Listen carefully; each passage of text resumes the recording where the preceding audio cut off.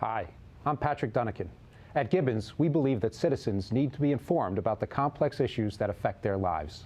That's why we're proud to support the programming produced by the Caucus Educational Corporation and their partners in public television. Funding for this edition of One-on-One with Steve Adubato has been provided by RWJ Barnabas Health, Johnson & Johnson, Gibbons PC, PSC&G, committed to providing safe, reliable energy now and in the future. The Turrell Fund, supporting Reimagine Childcare. The New Jersey Education Association, the Healthcare Foundation of New Jersey, and by the Fidelco Group. Promotional support provided by Jaffe Communications, supporting innovators and changemakers with public relations and creative services. And by NorthJersey.com and Local IQ, part of the USA Today network. This is One-on-One. I'm an equal American just like you are. The jobs of tomorrow are not the jobs of yesterday. Look at this. You got this? Here it is, man. Look at that. Life without dance is boring. I don't care how good you are or how good you think you are, there is always something to learn. Do you enjoy talking politics? No. People call me because they feel nobody's paying attention. Our culture, I don't think, has ever been tested the way it's being tested right now. That's a good question. High five.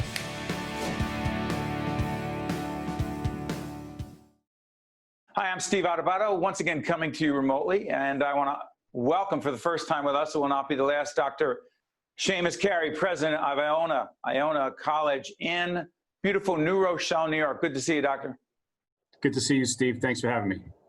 You were recommended to us by our mutual friend, Patrick Dunnican, who is the chairman of the Board of Trustees at Iona. We've talked a lot about college life, he and I and others who have kids going to college, about to go to college. We're taping this on the 13th of July. What do you believe, from the information you have right now, college life will look like in September moving forward? It's definitely going to be different. We've worked really hard to try to make it as much as possible an in-person experience here on campus. We've taken all the protocols from state guidance as well as the protocols from CDC and other science data to create as safe a campus as possible. However, we've also instituted a mixed modal delivery system so that some students will be taking online courses, some faculty will be delivering courses remotely, to be as accommodating as possible to try to get through the semester and the year.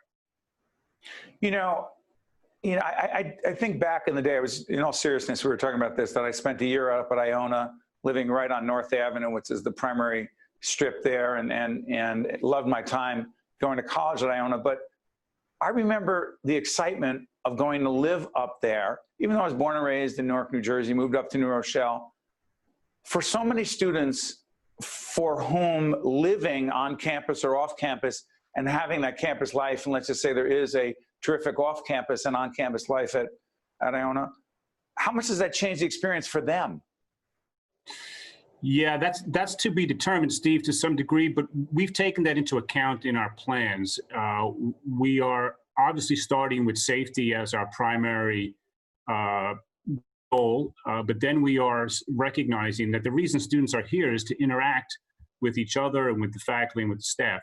As you just kind of indicated, that's an essential part of the educational experience. And for students to come to college, being away from home for the first time, gaining that independence, learning what responsibility is, making their own schedules, right? Those are important parts of the developmental and educational process. And so we've taken that into account in our plans, and we've built a robust student activities program while at the same time adhering to the guidelines to keep people safe. Well said. You know, it's so interesting. COVID-19 is, I've been pushing innovation a lot. We have a leadership show where we talk about innovation. And when I think about innovation, I think about this new nursing initiative at Iona. It is a Bachelor of Science degree in nursing, and there are other nursing initiatives. Were these initiated, Dr. Carey, pre-COVID, during COVID, both what? Yeah, nursing was initiated, the plans for that were initiated pre-COVID. And we are grateful now, obviously, for having those programs in line, and we've already got students coming here next month to start in our nursing programs. Beyond that, Steve, when I came, and I've been doing this for a while, the business model for higher ed is unsustainable for traditional private small liberal arts colleges like us. So What do we you had mean? already put, I'm sorry? I'm sorry, why not sustainable?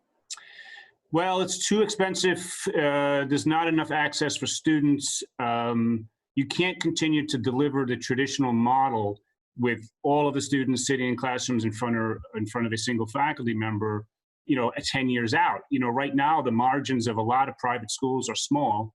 COVID is going to push the number of schools over the edge, I think, financially, sadly. So we had already put in place the groundwork for innovation to be able to deliver our coursework, our content in alternative modes. This has stood us very well through COVID. Our enrollment's up 15% this year, which is unheard of in this environment. And one of the main reasons for that is we had already moved our admissions processes, our outreach to families to virtual interaction with students.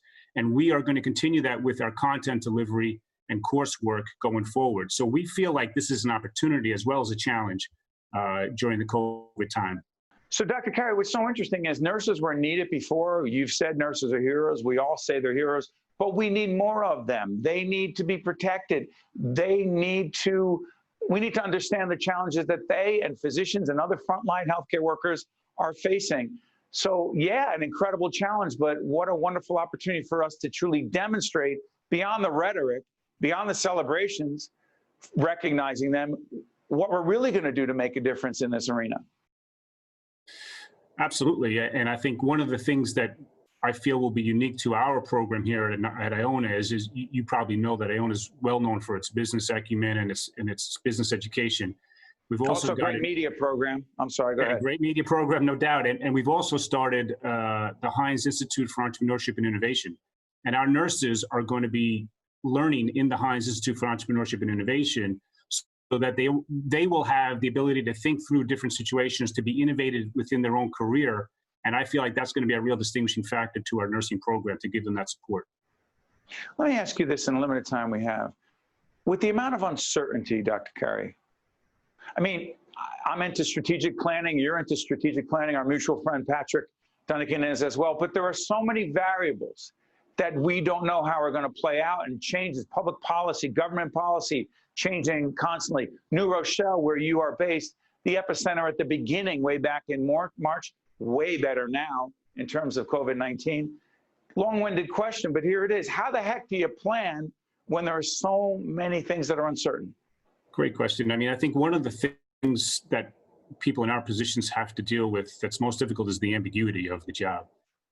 But, you plan for the contingencies as best you can. On the other hand, you take it one day at a time. You make the best decisions you can, given the information you have. I like to revert back to the founder of the Christian Brothers who founded Iona College, Edmund Rice, and even before him, Colin Keel or St. Columba. And I think of what those guys accomplished. They were world historical figures, but when they started, they were addressing this very specific problem, right?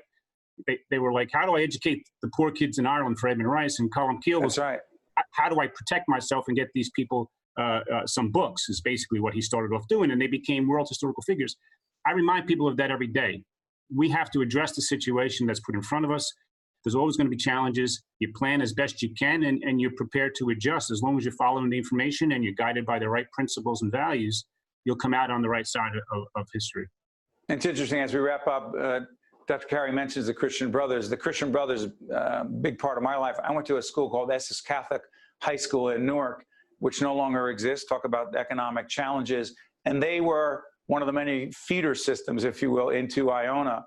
And let's just say this, forget about religion or your ideology or theology. I will say the Christian Brothers taught us discipline, focus, being innovative, solving problems, blaming nobody else, taking responsibility. And I know that Dr. Carey knows exactly what I'm talking about. Yeah, no, that's exactly right, Steve. And I think those values and those motivations apply today as much as they ever did. And I think that's what's going to stand well to us as we move forward. They don't get old. Dr. Seamus Carey, President, Iona College in New Rochelle, New York, I want to thank you so much for joining us. All the best. Thanks, Steve. Have a great day. I'm Steve Adubato. We'll be right back. To watch more One-on-One with Steve Adubato, find us online and follow us on social media. Welcome back, folks. We are honored to be joined by Dr. Robert Johnson, Dean of the Rutgers, New Jersey Medical School, and also Interim Dean, Rutgers, Robert Wood Johnson Medical School. Good to see you, Dr. Johnson. Good to see you again, too, Steve. We've learned so much from you over the years when you've been with us, talking about a whole range of complex healthcare issues. Talk to us about, from your perspective, not just as a dean of a medical school, but also one of the best clinicians in the country, the impact of COVID as you've seen it, particularly with the population that you are most concerned about in the urban communities that we serve. Well, you know, I've been practicing medicine for about 50 years now, and I've never seen anything like this. And I guess the only people who are around who've seen anything like this lived back during the Spanish flu. And it's had an impact on every strata of society. It's had a profound impact on the practice of medicine. We had to learn how to do things differently in hospitals, and we found out that we could dramatically change the systems in hospitals, the way people work, and we had people work together to take care of some very, very seriously ill people, and now we're recovering in hospitals. We've had to develop different ways of practicing medicine on the ambulatory setting. We're now doing telehealth, something we probably should have done for some time, but now we're doing it real time, and it's working out well. But even more than that, it's the effect on society. People have quarantined or been in place, at least where we live in the Northeast, for 2 or 3 months. And they've lived with that. They've learned how to change interaction.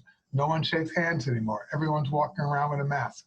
And everyone has isolated themselves away from the things they use to relax and calm down. The other thing I think is a great societal impact on changes within society. I think the Black Lives Matters movement and the effect that we've had COVID coming at the same time, there's some connection there. And I think it's right now we see an association. I don't think we know yet what the causal connection is, but you know, people can speculate. But that's also been a big change. And the other thing is, I don't know where we're going after this. I don't know that we're going to be able to be different. Bob, we've been together 20 years. If you don't know where we're going, what about the rest of us? Well, I count on you. We all do. It's really hard, because how are we going to educate our children? How are we going to develop the social interactions that are very important on college campuses? How are young professors who are in medicine or any other profession going to interact and learn from colleagues, since they're not going to be with colleagues anymore, they're going to be on a computer? So all of these things, these really big sea changes in society are occurring as a result of this, and it's never happened before. I think it's really exciting, because I'd like to see where we're going to go. And I think that where we're going to go is probably a good thing, but it's going to be tough getting there. You know, it's so interesting. In all seriousness, Dr. Johnson, you've been with us for about 20 years in the studio, one-on-one interviews, panel discussions. You say you're excited. You also understand people are afraid, and there's a lot of uncertainty. So here's my question. To what degree do you believe, when it comes to medical school or the physicians of tomorrow, that their skills, their paradigm, their worldview has to also change dramatically with so much uncertainty about the future? Well, it has to change. And, you know, the last time, and you and I probably talked about this 20 years ago with HIV, you know, that was, right. At that point, that was the biggest thing that happened in my professional life.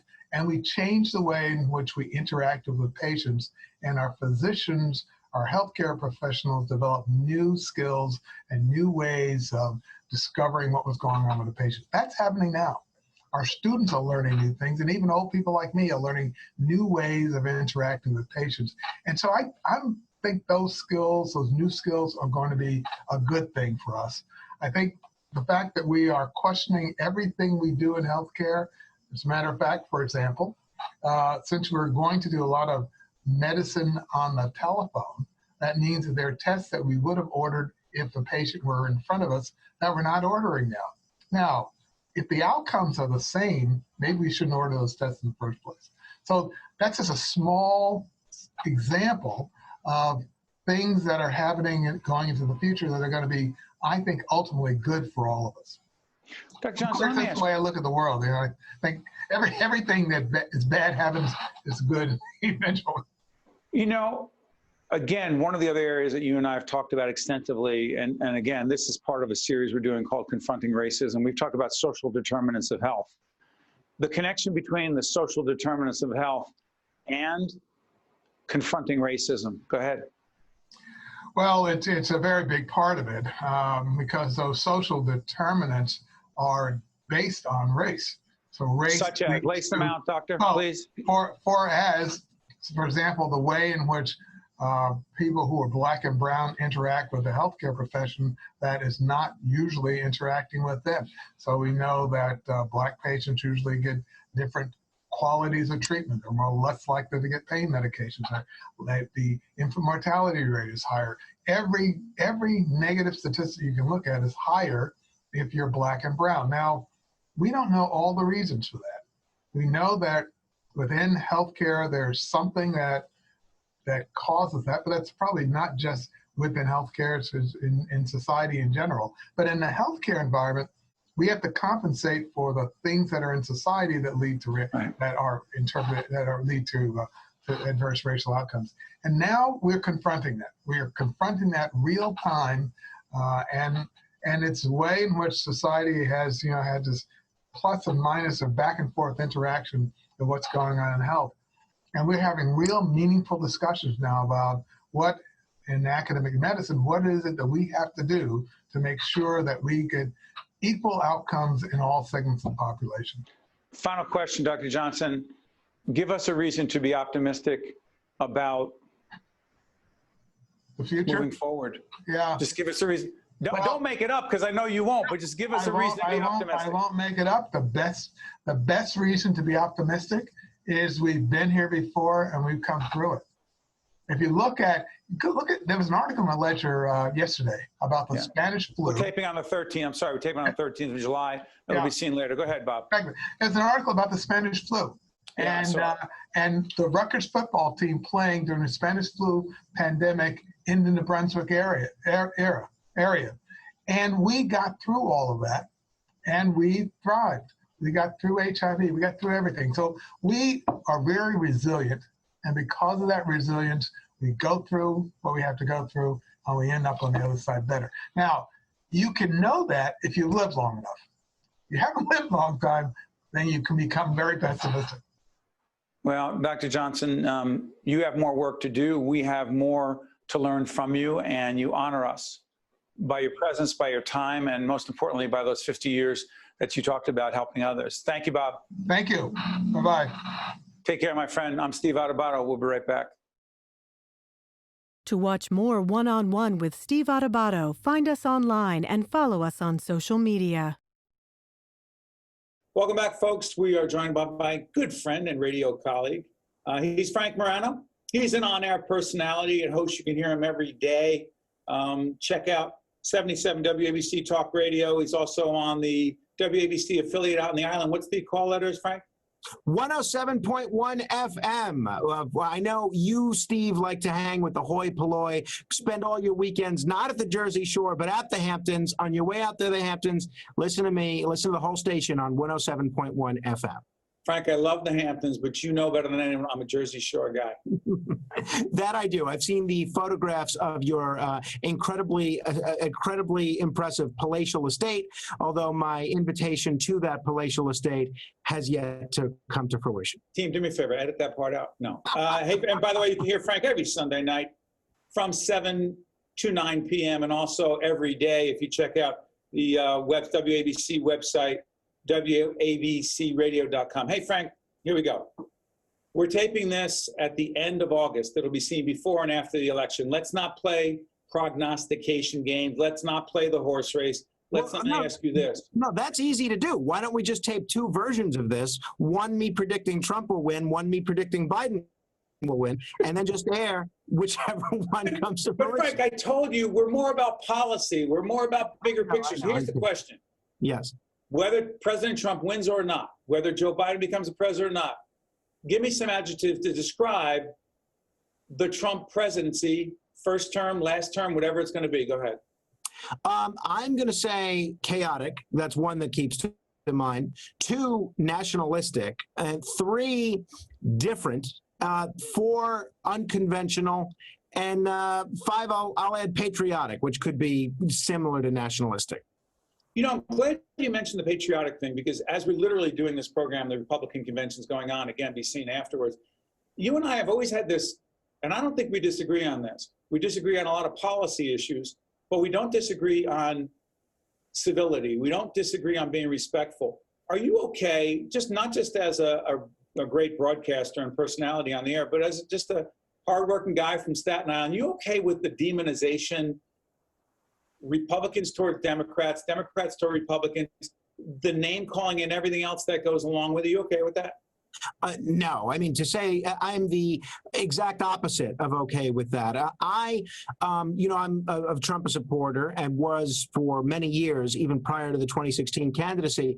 I thought the First Lady's call to civility in her convention speech was exactly right on the money. And I was absolutely and am absolutely sick that so many Trump supporters choose to focus on Kamala Harris's prior romantic relationships from 25 or 30 years ago, rather than explain why they disagree with her on policy or stylistically or XYZ other reason that she wouldn't make a good president or vice president. Instead, I hear every day one of my fellow Trump supporters say, oh, she slept her way to the top, slept her way to the top. That kind of personal vilification of political adversaries, that is part of the reason why we're in the situation that we're in. We have people not even willing to share a meal with folks they disagree with politically, and I can't imagine that ends in a very good place. So here's the really tricky question, an important question based on what you just said, and even more than that. With the degree of polarization, Frank, with the degree of nastiness and the divisiveness in our nation, let's just say this program, this segment, seen before and after. Say it's a close election. Say there are a fair number of people who are listening to the president as we speak right now saying this election is rigged, the Democrats are going to try to steal it. What happens, Frank Morano, if we really don't have a peaceful transition if the president hypothetically loses and Joe Biden wins? What do we do? Well, look, luckily we have not only laws that govern that, but the 12th Amendment, right? So we've seen tricky presidential elections before. You and the viewers will remember what happened in the year 2000. People may not remember what happened in the election of 1800 or the election of 1876. Ultimately, if there's disputed electoral vote counts or states that are refusing to certify slates of electors, it'll be up to Congress to determine who. Frank, I'm sorry for interrupting. I'm not even talking about the constitutional, the legal process. I'm talking about millions of Americans not accepting the outcome regardless of what it is. It's a big problem, and I think, honestly, people in both camps deserve a lot of the blame for that. You know, I would love to see Joe Biden and Donald Trump do a press conference together, say maybe after the first debate or the week early voting starts, and say, look, we don't agree on anything. And not only that, we think pretty ill of the other guy's character, but we're really counting on whomever wins this election to be able to rally the 300 million people that you're going to represent. And George H.W. Bush, who was really distraught over losing to Bill Clinton in 1992, he basically said exactly that after he lost the election to Bill Clinton. He said, look, he needs our support. If he governs anywhere near as well as he can campaign, we're going to be in pretty good shape. And Al Gore did it in 2000. He told his people, I'm not the president. The other guy is. You're the president. And, it happens on a bipartisan basis. In 1960, there's a lot of people to this day that believe that presidential election was stolen from Richard Nixon. West Virginia.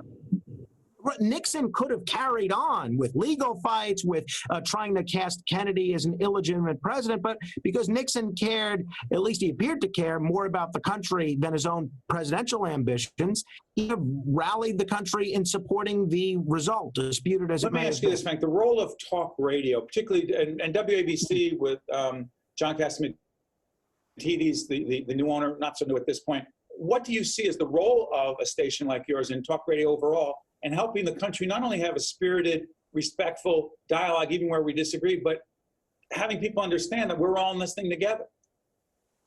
Well, talk radio is now more important than it's ever been, especially stations like WABC, because, and it may seem counterintuitive, because people think, well, wait a minute, why is radio important now? Not only do I have TV, not only do I have podcasts, but I can think of whatever I want to listen to, whether it's music, whether it's news, whatever else, and just type it on my phone at any given moment and immediately have it come up within 8 seconds.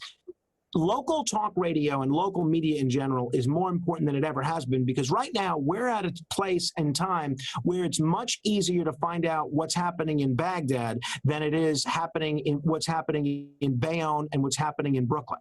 Now, with this station, especially this is true with so many newspapers cutting their newsroom, cutting their staffs, folding entirely, you have an opportunity to learn about what's really happening in New York. New York and New Jersey are the most interesting places in the world. We have the best food in the world. We have the most colorful politicians. We have the most colorful characters. And every corner has an incredible story to tell. And unfortunately, heretofore, those stories haven't been told. On shows like mine and on stations like WABC, those local stories are going to be told. You're going to hear fiery opinions on all the local issues of the day. You want to start a real debate? Ask someone where the best slice of pizza is in the New York and New Jersey area. You want to start a fiery debate? You ask, what do you think about them canceling alternate side of the street parking the day after Columbus Day? And you will see New Yorkers get fired up. That's the kind of passion that we're going to bring back to New York radio, and that's the kind of news that unfortunately has been far too lacking even on so-called local talk stations.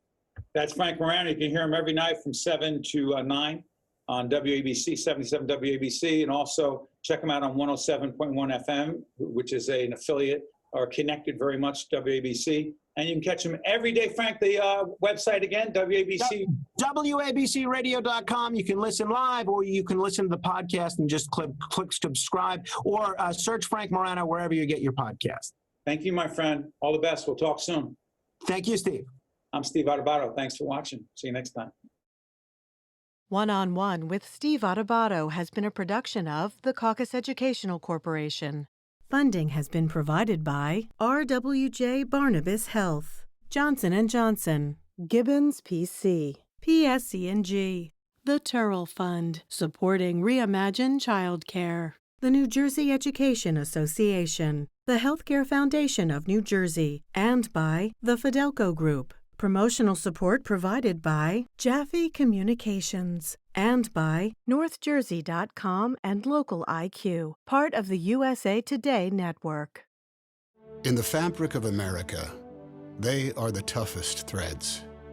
One of the first things they learned was the code that every service member lives by: leave no one behind. Now all of us need to live by it too, because some veterans are being left behind. 20 of them take their own lives every day. Learn how to be there for a veteran at BeThereForVeterans.com. Honor the code. Be there. Leave no one behind.